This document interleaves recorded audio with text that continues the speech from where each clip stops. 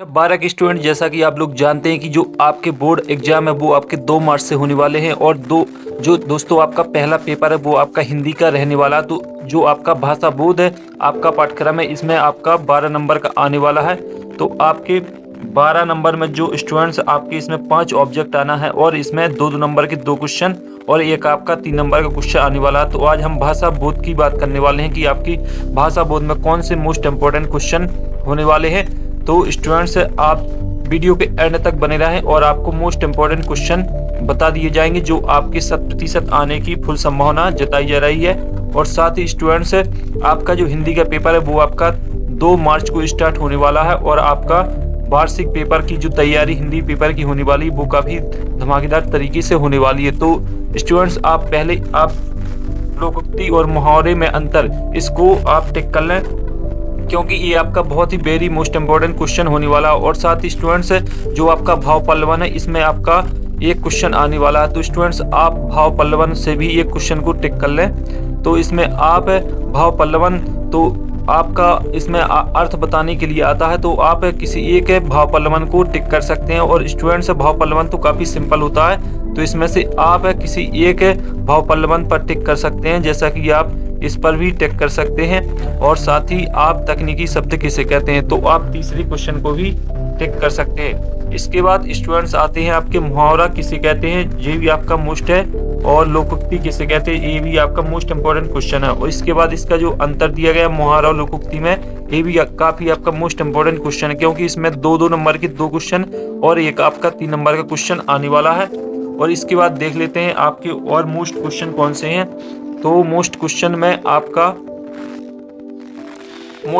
आपका आता है राजभाषा की विशेषताओं पर ध्यान दीजिए।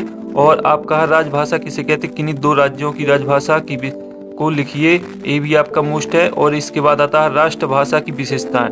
तो स्टूडेंट्स आपकी जो विशेषताएं हैं वो आपको पढ़ लेनी है क्योंकि आपकी राजभाषा और राष्ट्रभाषा में जो अंतर है वो भी आपका वेरी मोस्ट इम्पोर्टेंट होने वाला है। तो स्टूडेंट्स आप जो आपकी भाषा बोध है इसमें आपकी राजभाषा में अंतर ये बहुत ही मोस्ट इम्पोर्टेंट टॉपिक आपके लिए होने वाला है। और साथ ही आपका मोस्ट इम्पोर्टेंट टॉपिक मुहावरा और लोकोक्ति में अंतर और मुहावरा और लोकोक्ति किसे कहते हैं, तो आप इन्हें पढ़ लें तो आपका इनमें से 2 नंबर और 3 नंबर में क्वेश्चन आने वाला है। और साथ ही आप भाव पल्लवन में 2-3 टॉपिक आपको देख लेना है जो आपको मोस्ट लग रहे हैं, तो आप भाव पल्लवन को भी बहुत ही सही तरीके से कर पाएंगे। आपके भाव पल्लवन परीक्षा जो आपकी जीपीएस इसमें काफ़ी दिए गए हैं, लेकिन आपको स्टूडेंट्स काफ़ी मोस्ट इम्पोर्टेंट ही भाव पल्लवन पढ़ना है, उसी में से आपका एक आ जाएगा। इसके बाद जो आपके 2-2 नंबर के क्वेश्चन मैंने आपको टिक ही करवा दिए हैं। और इसके बाद कर लेते हैं बात ऑब्जेक्ट की, जो कि आपके 5 नंबर में ऑब्जेक्ट आने वाले हैं। तो ऑब्जेक्ट तो काफ़ी सारे दिए गए हैं। तो स्टूडेंट्स ऑब्जेक्ट में कोई गारंटी नहीं होती है कि आपका ये ऑब्जेक्ट है मोस्ट है।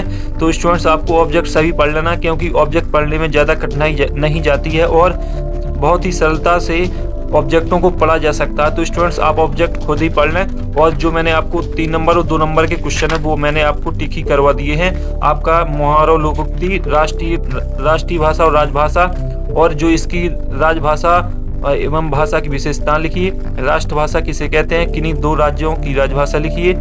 और इसके बाद राष्ट्रभाषा की विशेषता। तो स्टूडेंट्स आपको इन सभी क्वेश्चन को देख लेना क्योंकि ये काफ़ी मोस्ट इम्पोर्टेंट क्वेश्चन आपके लिए होने वाले हैं। और साथ ही आपका वेरी मोस्ट इम्पोर्टेंट क्वेश्चन आपका मुहावरा और लोकोक्ति होने वाला है, जो कि आपको अपने एग्जाम पेपर में रखा ही मिलने वाला है। तो स्टूडेंट्स इसे बहुत ही अच्छे तरीके से पढ़ लेना है। तो स्टूडेंट्स अगले वीडियो में फिर मिलते हैं, तब तक के लिए आप सभी को जय हिंद।